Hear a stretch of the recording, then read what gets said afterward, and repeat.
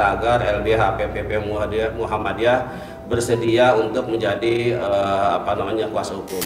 Namun tidak cukup tanah kami dirampas, kami tidak dibayar apapun. Dan karena saya bersuara dan bercerita, maka saya kembali dikriminalisasi.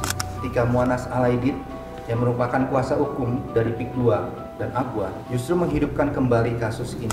Ini artinya setiap orang di Indonesia yang pernah jual tanah 30-50 tahun yang lalu, pemilik sekarang tuh bisa dilaporkan kembali dan bisa dikasuskan kembali. Untuk menghentikan semua kezaliman ini dan melindungi rakyat Banten.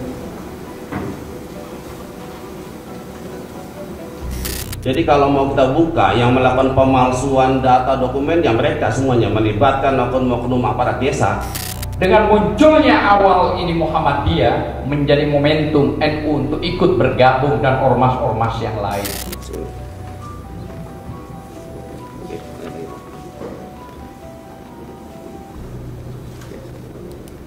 Kita lapor propam ya, karena sesuatu yang dipaksakan ini kan bagian dari kriminalisasi.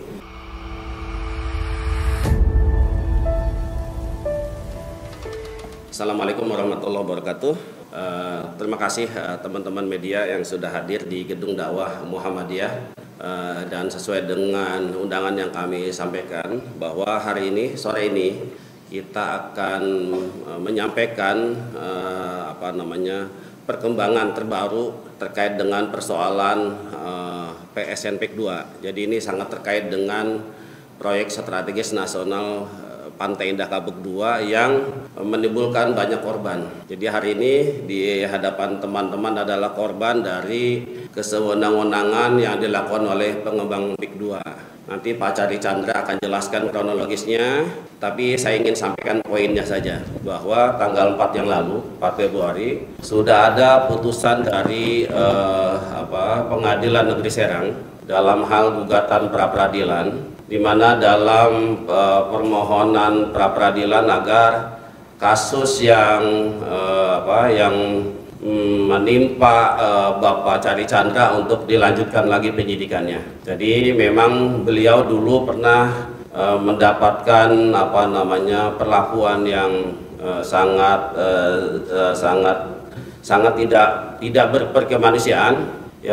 Mengalami proses pemidanaan, menjadi tersangka, pernah ditahan 3 bulan ya, 2 bulan, sehingga pada saat itu memang sudah ada namanya penghentian kasus ya SP3 oleh Polda Banten. Namun beliau kemudian beberapa hari yang lalu memang menyampaikan kasus ini ke publik. Ternyata dari pihak pengembang ya, dalam hal ini PT Mandiri Bangun Makmur. PT Mandiri Bangun Makmur tidak terima karena Pak Cari Chandra mengungkapkan persoalan yang dialami ke publik. Ya, ini persoalannya adalah beliau atau keluarganya memiliki tanah, sebidang tanah 8,7 hektar yang sekarang sudah dibangun permukiman elit 2. Sehingga mengalami proses kriminalisasi karena tidak mau harga tanahnya ditawar dengan harga yang murah, sehingga tanda kutip dicari-cari kesalahan semua segala macam, dibuatlah pasal soal pemalsuan akte ya, dan seterusnya. Dan ini polanya sama dengan korban-korban yang lain yang kami dampingi. Jadi intinya sekarang Pak Cari Chandra statusnya sebagai tersangka ya, jadi proses penyidikannya untuk dibuka kembali oleh Polda Banten. Oleh karenanya Pak Cari kemarin berkomunikasi dengan saya beberapa hari yang lalu meminta agar LBH PPP Muhammadiyah bersedia untuk menjadi kuasa hukum. Ya, nanti kita akan lakukan langkah-langkah apa nanti yang akan perlu kita lakukan. Demikian itu saja sebagai prolog. Tentu kita nanti ingin mendengar apa sebenarnya cerita-cerita fakta-fakta yang terjadi dalam kasus yang menjerat Pak Cari Chandra dan keluarganya. Silakan mungkin Pak Sabril. Demikian dari saya. Assalamualaikum warahmatullahi wabarakatuh. Ya, terima kasih Pak Gufron.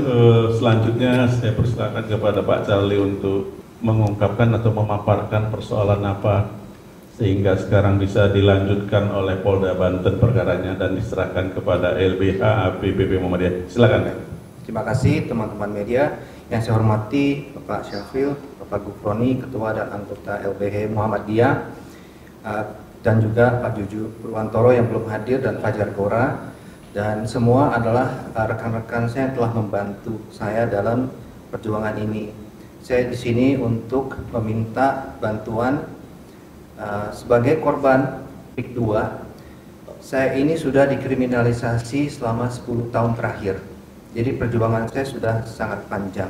Dan saya minta bantuan hari ini kepada LBH Muhammadiyah, para tokoh nasional, dan seluruh rakyat Indonesia yang peduli terhadap keadilan. Dan saya juga harap kepada Bapak Presiden Prabowo untuk menghentikan semua kezaliman yang terjadi di PIK 2. Kasus yang saya alami di sini adalah bentuk nyata kriminalisasi. Saya dipenjarakan, foto dan nama saya disebarluaskan di internet melalui sosial media, melalui buzzer, dan juga foto saya sebagai kriminal ditempel di depan sekolah anak saya. Namun tidak cukup tanah kami dirampas, kami tidak dibayar apapun. Dan karena saya bersuara dan bercerita, maka saya kembali dikriminalisasi. Namun permasalahan ini sebenarnya bermuncul pada ketika Muanas Alaidit yang merupakan kuasa hukum dari PIK 2 dan Aguan justru menghidupkan kembali kasus ini melalui pra-peradilan di Pengadilan Negeri Serang. Di sini saya berasa sangat aneh dan tidak masuk akal. Karena yang saya lakukan hanya menceritakan apa yang telah terjadi kepada diri saya sendiri. Tujuannya agar hal serupa tidak terjadi lagi kepada korban lainnya. Dan kedua, saya ingin membuktikan bahwa di sini tidak ada permasalahan rasis. Bahwa saya keturunan Tionghoa juga sebagai korban di PIK 2. Nah, awal mula permasalahan ini yang saya alami dulu bermula dari ayah saya. Kemudian ayah saya meninggal, kemudian di tahun 2021, 8 tahun setelah PT Mandiri Bangun Makmur menguasai tanah kami secara fisik dan paksa. Saya pernah ditawari jual beli oleh Ali Hanafia di kantor PIK 2. Di mana sudah ada penyidik dari Polda Metro Jaya yang duduk di samping legal manager PT Mandiri Bangun Makmur, Ibu Meti Ramawati.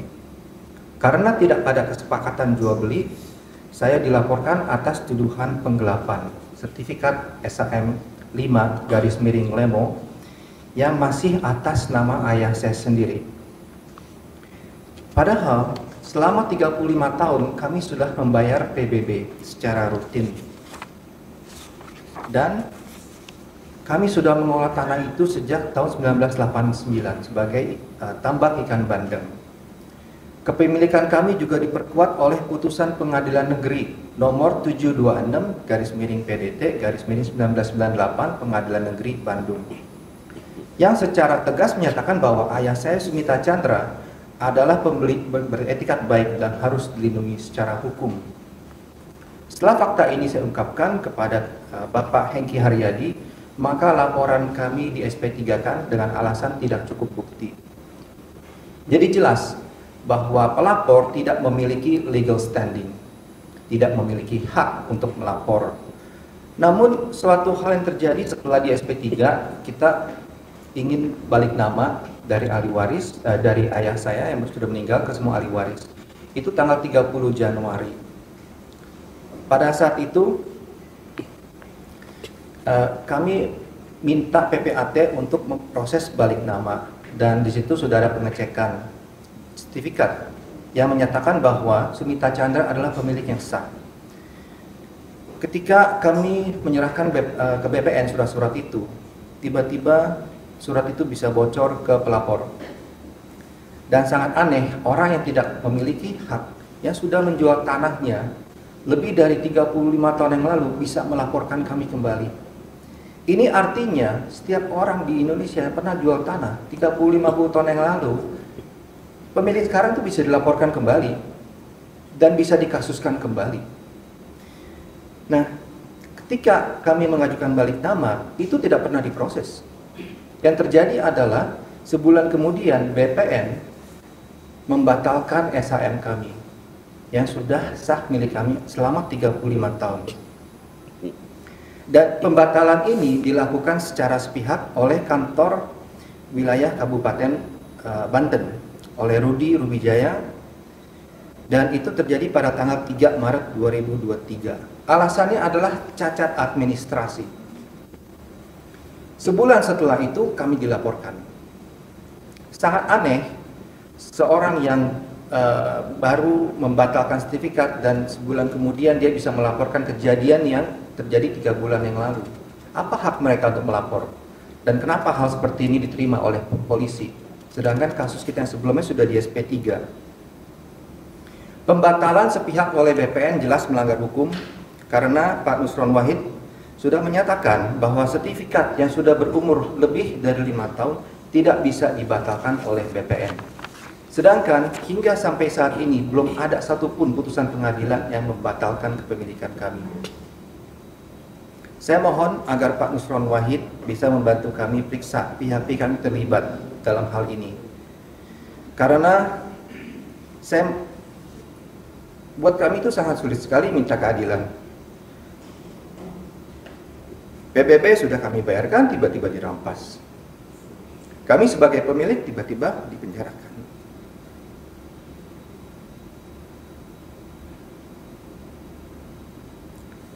Saya harap Bapak Kapolri dan Bapak Kapolda Banten yang terhormat, jangan biarkan ini terjadi.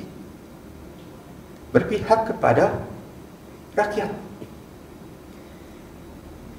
Jangan biarkan kami dikriminalisasi terus. Capek. Dan saya minta tolong kepada Bapak Presiden Prabowo untuk melindungi dan mengembalikan hak rakyat. Dan saya sudah berdoa kepada Tuhan, saya sudah minta pada Prabowo untuk bantu kami. Tapi so far nggak ada yang bisa bantu. Maka hari ini saya akan berwujud kepada Bapak Presiden. Semoga Bapak Presiden bisa melindungi rakyat Banten.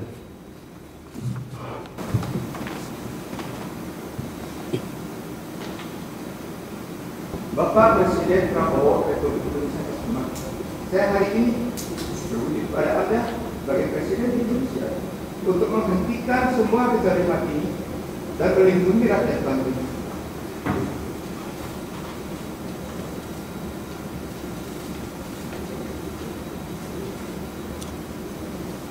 Semoga Bapak Presiden bisa segera bantu kami, bantu semua rakyat Banten. Saya bukan korban satu-satunya. Banyak, bahkan yang sudah dipenjara sekarang masih ada. Saya tahu semuanya.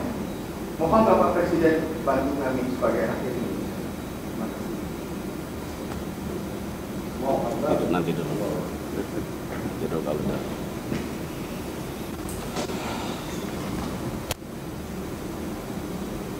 Masih ada, cukup. Ya, terima kasih teman-teman yang sudah menyimak keterangan yang disampaikan Pak Gufron dan Pak Charlie. Bila mana ada yang ingin ditanyakan, silakan sebutkan nama dan medianya.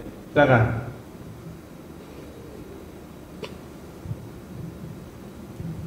Oke, saya tambahkan ya teman-teman. Jadi ini sebagai satu dari sekian kasus yang terjadi di Banten, khususnya di Tangerang. Kenapa Pak Charlie harus mengalami proses kriminalisasi yang teramat sangat menyakitkan? Bukan hanya Pak Charlie pribadi, tapi juga keluarganya, bahkan orang tuanya meninggal dunia karena persoalan ini. Kenapa Pak Charlie kemudian harus merasakan dinginnya jeruji besi? Karena beliau melawan, persoalannya melawan, mempertahankan haknya yang digusur oleh pengembang PIK 2, termasuk yang kami tangani beberapa waktu yang lalu sama. Ketika ada masyarakat yang memang memiliki hak atas sebidang tanah di sana, gitu, baik sawah ataupun tambak, lalu dia tidak menerima harga yang ditawarkan oleh pengembang, pilihannya ada dua memang. Dan beliau mengambil pilihan untuk menghadapi berbagai macam skenario hukum, ya, dengan menggunakan orang-orang, melakukan pemalsuan dan seterusnya. Jadi kalau mau kita buka, yang melakukan pemalsuan data dokumen ya mereka semuanya, melibatkan oknum-oknum aparat desa. Dan di sini saya bukan bertarung untuk harga, harga bukan menjadi masalah. Tapi dari awalnya itu ayah saya sudah dipidanakan, sudah di DPO-kan. Kami itu benar-benar sudah dikejar habis-habisan. Dan ini saya bertarung untuk memperbaiki nama keluarga, bukan masalah harga. Kalau dari awal pendekatan itu baik, tanpa ada intimidasi, tanpa ada kriminalisasi. Saya selesai, ini udah selesai dari dulu, bukan masalah harga. Sebenarnya ini kasus juga bersambut. Saya kebetulan sama dengan rekan Gufron juga, dan kita juga bersama Ahmad Burhanuddin, Cucu, dan banyak sekali lawyer untuk menggugat PIK 2 dan sudah berjalan untuk proses perkaranya. Dari Senin ini kita mediasi. Terima kasih juga kepada rekan Muhammadiyah dan Mas Charlie yang bukan cuma diintimidasi, tapi ini dikriminalisasi, ya kan? Oleh karena itu harapan saya, kita sudah melakukan upaya, dan saya kira banyak PIK itu yang menjadi korban dalam hal ini, masyarakatnya ya, bahkan pemilih SHM. Tentu tidak ada lain, kita hanya percaya kepada Prabowo sebagai presiden, ya, karena beliaulah yang bisa memerintahkan segalanya. Ini kan akibat rezim yang lalu yang luar biasa dahsyatnya, dan kita gugat juga, posisi RP kita laporkan juga ke KPK itu, kita minta juga untuk audensi. Jadi saya pikir dengan Muhammadiyah ini memberikan apa namanya itu payung untuk KIS saudara Charlie, dan mungkin kita juga sama Cucu ya nanti bergabung. Saya kira itu bagus, gitu, sangat bagus. Dan ini bentuk sekarang perlawanan terhadap oligarki yang dikuasai dan diberikan akses tanpa batas oleh rezim Joko Widodo. Harus rakyat berani melawan, terutama ormas-ormas Islam yang besar, Muhammadiyah maupun NU. Sejak dulu kita advokat yang melakukan proses perkara ini, kita lawan. Tentu teror luar biasa, gitu ya. Nah, harapan saya dengan munculnya awal ini Muhammadiyah menjadi momentum NU untuk ikut bergabung dan ormas-ormas yang lain. Karena tidak akan ada kekuatan jika sudah viralnya ini cukup dahsyat, maka pasti Presiden kita Prabowo menurunkan tim untuk mengetahui dan akan melakukan upaya langkah-langkah dan harus dipidana. Tidak ada tidak dipidana, itu ranah korupsinya jelas kok. Fakta korupsinya nggak bisa dibantah itu. Apalagi pemalsuan 263, 264 sampai 267 KUHP masuk semua, penipuannya sampai pemerasan, penekanan semua masuk. Jadi saya kira alhamdulillah Muhammadiyah sudah mau muncul, dan ini momentum yang harus kita lakukan. Saya kira itu aja. Terima kasih. Assalamualaikum warahmatullahi wabarakatuh. Assalamualaikum warahmatullahi wabarakatuh. Oke teman-teman, kita mungkin sekarang kami sudah menyiapkan surat kuasanya ya. Nanti Pak Charlie bisa tanda tangan surat kuasa. Udah siap ya? Oke.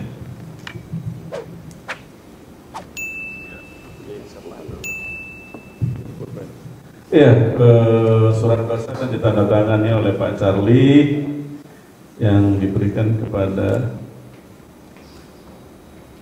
ini Pak ya. Pak Charlie memberikan kuasa kepada LBH PPP Muhammadiyah. Nama-nama sudah ada 11 pengacara ya Pak. Ya. 11 tim lawyer dari LBH PP Muhammadiyah, termasuk ada nama Pak Dr. Bambang Wijayanto. Beliau masuk sebagai lawyer bersama kita. Ikut bergabung, cuma beliau hari ini tidak bisa hadir. Dia mendampingi pemberi kuasa dalam pemeriksaan atau memberikan keterangan pada penyidik di Polda Banten dan koordinasi dan sanksi pemerintah yang lain-lainnya ya. Biasa itu. Silakan Pak, tanda tangan. Oke, tanda tangan.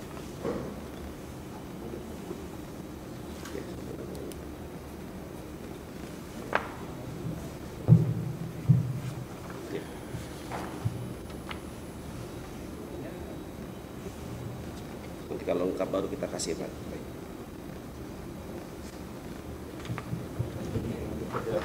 Ya nanti ya.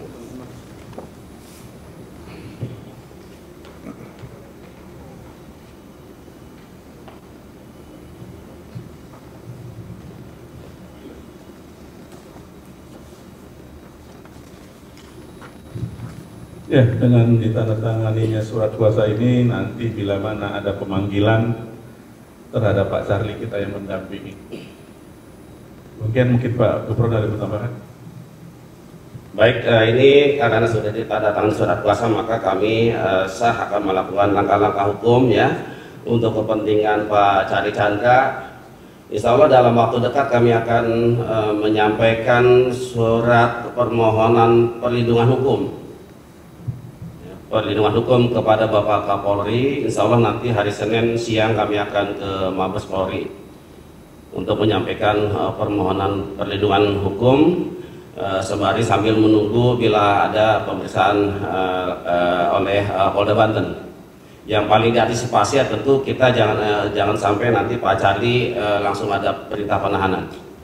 Ya, kita akan antisipasi itu, kita akan menyampaikan perlindungan hukum karena jelas ini adalah bagian dari kriminalisasi ya yang dilakukan oleh pengembang Pantai Indah Kapuk II terhadap mereka-mereka yang dianggap tanda kutip melakukan perlawanan ya. Dengan demikian barangkali teman-teman media, terima kasih sudah hadir. Nanti untuk lebih jelas barangkali nanti kita doorstop atau seperti apa nanti bisa sesi ini setelah kita lanjutkan. Terima kasih. Ya, terima kasih Pak Gufron, Pak Charlie dan rekan-rekan wartawan. Dengan ditandatanganinya surat kuasa, maka berakhirlah acara kita dengan mengucapkan hamdalah. Alhamdulillahirrahmanirrahim. Assalamualaikum warahmatullahi wabarakatuh. Jadi kita juga mau koreksi kenapa Polda Banten mau itu menerima laporan yang sebetulnya sudah selesai gitu loh persoalannya. Ada rencana ngelaporin siapa gitu Bang? Sementara kita belum. Kita justru akan mengantisipasi kalau nanti misalnya dari Polda Banten melakukan upaya-upaya paksa ya. Karena dulu kan dianggap buron ya, dianggap foto di mana-mana gitu. Ini jangan terjadi lagi di zamannya Pak Prabowo. Jadi kalau ada model-model begitu, tapi kami akan laporkan ke Propam. Ya. Jadi kami nggak main-main soal ini. Ya. Jadi saya minta agar korban-korban juga harus berani untuk menyatakan ini, karena korbannya sangat banyak, bahkan ada yang masih di penjara. Pak, kasus Pak Charlie ini kan sebelumnya Pak Charlie menang di tingkat banding kasasi sampai PK ya. Tiba-tiba kemudian keluar sertifikat yang membatalkan seperti sertifikatnya Pak Charlie. Bapak melihatnya gimana Pak? Kalau dari pernyataan Pak Nusron itu jelas pembatalan itu tidak sah. Jadi pembatalan yang dikeluarkan oleh Rudy Jaya sebagai Kanwil BPN Banten itu tidak sah karena sertifikat kami sudah 35 tahun dan Pak Nusron Wahid sudah membatalkan sertifikat-sertifikat yang kurang daripada 5 tahun. Nah, sudah jelas sertifikat yang di atas 5 tahun butuh perintah dari pengadilan, dan saat ini tidak ada satupun putusan pengadilan negeri yang memerintahkan untuk membatalkan sertifikat kami. Maka itu saya mohon Bapak Nusron Wahid segera memulihkan hak-hak kami yang secara tegas dilanggar secara ilegal, dan ini perlu dikoreksi. Terima kasih Bapak Nusron. Ya, jadi tambahan boleh. Iya, silakan. Jadi ini sebenarnya nebis in idem. Ada satu perkara yang sama mau diangkat kembali. Ini melanggar aturan perundang-undangan. Satu itu. Kedua, Pak Nusron sudah mengerti dan tentu konteksnya dalam proses putusan PK itu sudah final. Ya, sebenarnya Mahkamah Agung sudah selesai. Kalau dihidupkan kembali, maka Kanwil itu bisa kita pidanakan. Karena dia memaksa, ya kan, merubah atau setidak-tidaknya dia mencoba untuk menerima dari pihak orang lain yang sebenarnya tidak memiliki sertifikat, kan begitu? Betul. Yang punya sertifikat ini dia. Ini Indonesia, jangan diubah dengan cara-cara yang kasar begitu premannya, gitu loh. Ini kelihatan gitu loh. Nah, jadi dengan Menteri ATR dan PPN tidak ada alasan, artinya sudah tidak ada lagi proses itu. Dan saya kira mungkin saja Mas Gufron ya, Polda Banten hanya ingin tahu, mungkin saja begitu, gitu ya. Tapi setelah dijelaskan dengan kita dan pihak dari Mas Charlie, saya kira mungkin tidak akan pernah dilanjutkan. Dan ingat, proses pidana ini tidak berhenti kepada siapapun. Gitu ya. Tetap akan kita lakukan dan akan kita rebut kembali 7 hektar tersebut. Kan memang haknya dia, gitu ya. Tidak bisa lagi, gitu ya. Kita tidak bisa main-main dalam hal ini. Saya kira itu aja. Cukup ya? Pak Gubernur ketegasan aja, jadi dalam waktu dekat ini nggak ada gugatan balik terhadap PIK2 atas kriminalisasi yang dilakukan terhadap Pak Charlie ya? Ya, bertahap dulu ya. Yang penting untuk saat ini kita mengajukan permohonan perlindungan hukum dulu kepada Kapolri.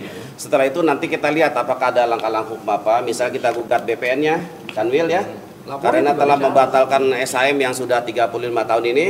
Kemudian bisa juga kita lapor Propam ya, karena sesuatu yang dipaksakan ini kan bagian dari kriminalisasi gitu, dan hal-hal yang lain nanti kita akan lihat apa yang harus kita upayakan secara hukum.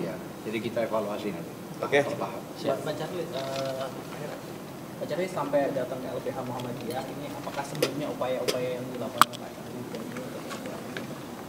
Sudah 10 tahun kami bertarung dan itu semua gagal. Semua upaya hukum gagal, nggak ada yang menang. Tapi dengan pemerintahan Pak Prabowo, Pak Presiden Prabowo, ini semua akan berubah. Saya yakin. Dengan pidatonya Pak Presiden Prabowo, semua berpihak pada rakyat. Beda dengan zaman dulu.